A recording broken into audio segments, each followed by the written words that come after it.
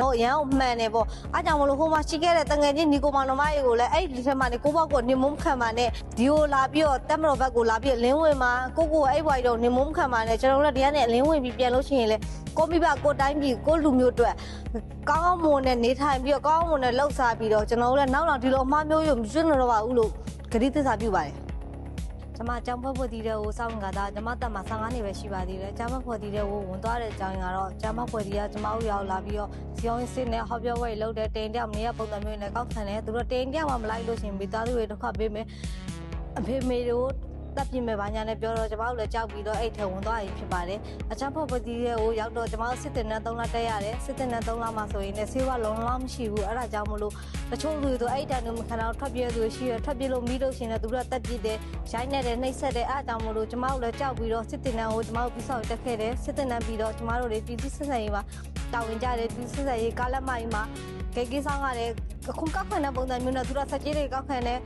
စီဗီပိုင်းဆိုလက်ထောက်ဝတီနဲ့ကောက်ခံတဲ့စီဗီကထောက်ဝတီနဲ့ကောက်ခံလို့တချို့ပြည်သူမပေးနိုင်ဘူးမပေးနိုင်တဲ့ပြည်သူတွေဆိုရင်လည်းစီဗီကဆက်ချရှိရပစ္စည်းတွေဆက်ရရှိတချို့ပြည်သူတွေဆိုရင်လည်းတန်တရားအနေနဲ့ခေါ်ပြီးတော့သူတို့တွေက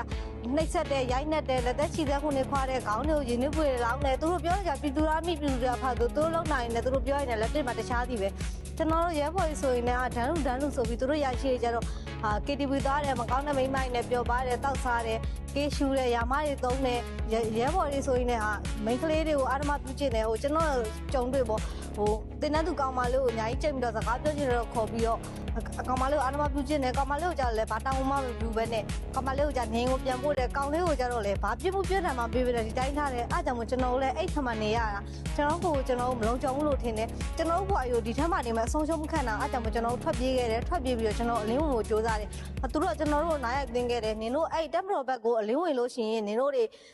နင်တို့မိန်းကလေးဆိုရင်အာမပြုကျင့်မှာယောက်ျားလေးဆိုရင်လည်းအသက်16နှစ်ပြည့်ရင်စစ်မှုထမ်းတွေခေါ်မှာဗာညာကျွန်တော်လည်းပြောတော့ကြောက်တော့ရှင်းမှာလင်းဝင်တဲ့တန်ငယ်ချင်းကိုမဲတန်ငယ်ချင်းအားလုံးဆင်ပြေတော့တန်ငယ်ချင်းအဆင်ပြေတယ်ဘာမှစိတ်မပူနဲ့အတက်မတော်ဘက်ကလည်းနင်တို့နေထရက်ကြိုးစိုးနေတယ်ငါလို့ဆိုရင်နေထရက်ကြိုးစိုးတယ်လို့ပြောလို့ကျွန်တော်တို့ဒီရရှိတဲ့တာဝန်ရှိတဲ့ဘူကြီးနဲ့ဆက်သွယ်ပြီးကျွန်တော်ဒီမှာလင်းဝင်ခဲ့တယ်ကျွန်တော်ဒီမှာရောက်တော့လဲအားလုံးနှွေးထွေးကြိုးဆိုတယ်ကျွန်တော်တို့ဆိုရင်လည်းဆက်ဆက်ရလုပ်ပေးတယ်သူတို့နေရတယ်သူတို့စားရတယ်ဟိုကျွန်တော်တို့အမောင်တွေကနေအလင်းကိုပြန်ဝင်